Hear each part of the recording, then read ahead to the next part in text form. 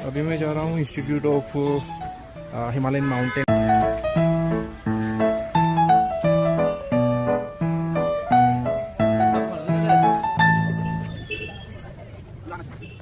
ये एक इंस्टीट्यूट और जूलॉजिकल पार्क दोनों है। हिमालयन पर्वतारोहण संस्थान, हिमालयन माउंटेन इंस्टीट्यूट। यहाँ HMI में कई सारे कोर्सेज और एक्टिविटीज़ करवाते हैं। ये नियमित रूप से साहसिक, बुनियादी और उन्नत पर्वतारोहण के कोर्सेज करवाते हैं। ये बहुत व्यापक कोर्सेज हैं और इस खेल को, पर्वतारोहण को प्रोत्साहित करने के लिए इनको अच्छी खासी सब्सिडी मिलती है। ये इंस्टीट्यूट एक्चुअली ये तेंजिंग नोरगे, जो कि फर्स्ट इंसान थे जो माउंट एवरेस्ट पे चढ़े थे 1953 में 29 मई को।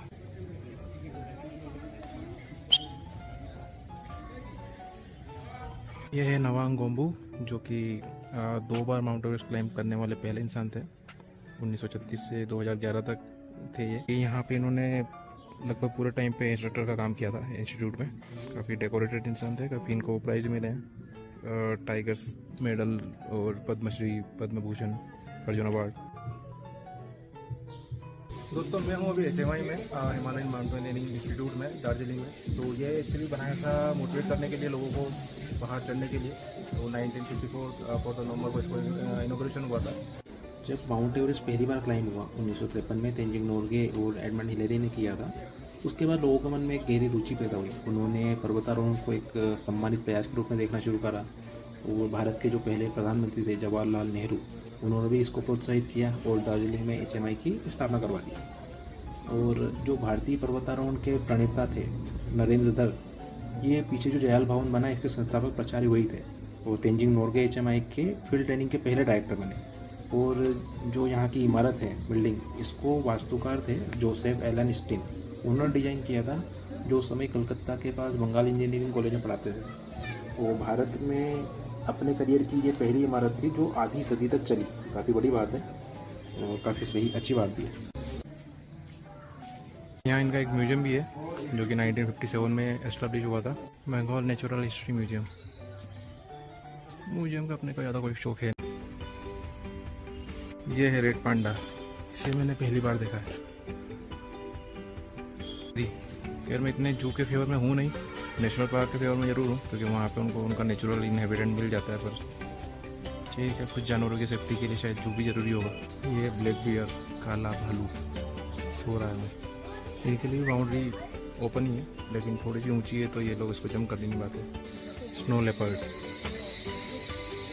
जो अल्पाइन परिस्थितियों के अनुकूल जानवर होते हैं, उनकी ब्रीडिंग में स्पेशलाइज्ड है ये जूलॉजिकल पार्क। और यहाँ पे स्नो लेपर्ड और विलुप्त हो रहे हिमालयी भेड़िया, लाल पांडा, इन सब की सफलबंदी ब्रीडिंग के प्रोग्राम भी होते हैं। ये है वोल्फ, जंगली भेड़िए। इनके लिए भी कोई ऊपर से बाउंड्री नहीं है, मतलब ये भी इतना जंप नहीं कर सकते। इस गिलहरी की आवाज़ सुनिए ज़रा, बोल बेटा बोल, जल्दी बोल। ये इसे दार्जिलिंग चिड़ियाघर भी बोलते हैं। ये लगभग 67.5 एकड़ के एरिया में फैला हुआ है और 14 अगस्त 1958 को शुरू हुआ था। इसकी स्थापना करने के पीछे इसका लक्ष्य था कि जो हिमालयी जीव है उनका अध्ययन और उनका संरक्षण। तो इसके जो पहले निदेशक और संस्थापक थे वो थे दिलीप कुमार डे। 1975 में क्या हुआ कि इंदिरा गांधी ने इस पार्क का दौरा किया और इन्होंने इसका नाम चेंज कर दिया। इसका नाम रखा पद्मजा नायडू जूलॉजिकल पार्क, क्योंकि उसी साल उनकी डेथ हुई थी पद्मजा नायडू की। 1900 से 1975 तक उनका जीवन काल था। उनकी स्मृति में इसका नाम बदल दिया।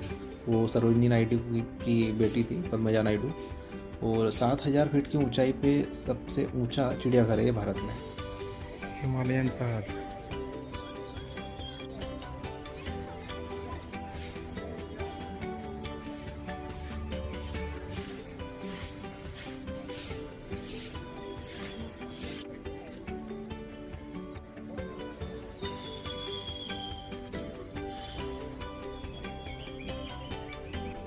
याक,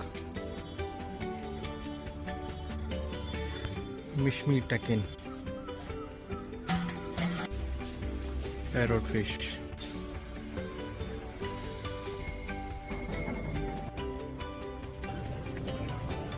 तो मेरा जू और HMI दोनों चीज़ें कंप्लीट हो जाती हैं यहाँ पे। अच्छी जर्नी थी, छोटा सा जू भी है तो मुझे अच्छा लगा, क्योंकि बहुत बड़े जू होते हैं तो मैं घबरा जाता हूँ घूम घूम के।